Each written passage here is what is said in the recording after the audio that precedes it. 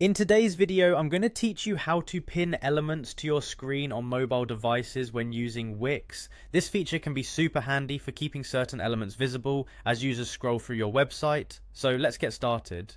First, you'll need to open the Wix website editor. This is where all the magic happens. If you're already in your account dashboard and have selected the site you want to work on, you should see an option to jump directly to the editor.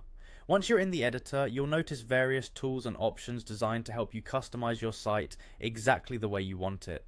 You're going to want to make sure you've selected the right site, particularly if you manage multiple projects. Now that we're in the editor, locate and click on the mobile icon. This is usually found somewhere near the top of your screen, and what it does is switch your view from desktop to mobile. This feature is particularly useful because websites often appear differently on smaller screens, and you definitely want your pinned items to look just right on mobile devices. With the mobile view now displayed, go ahead and click on the header of your page. The header is a crucial part of your website. It often includes your brand logo, navigation links, or a call to action. Clicking on the header will activate its settings, which we'll need for the next steps.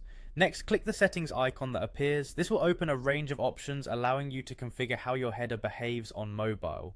Among these settings, look for the option marked freezes. This function is what allows you to pin the element like your header to the screen so it stays put while users scroll down the page. This can enhance user experience by keeping important information accessible at all times.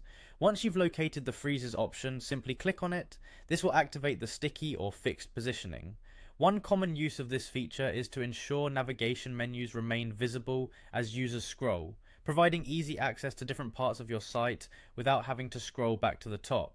After making these changes, it's essential to preview your site. This step is crucial because it allows you to see exactly how your adjustments will look and work on an actual mobile device. To do this, find and click the preview button. It provides a live view of your site as it would appear on a phone or tablet.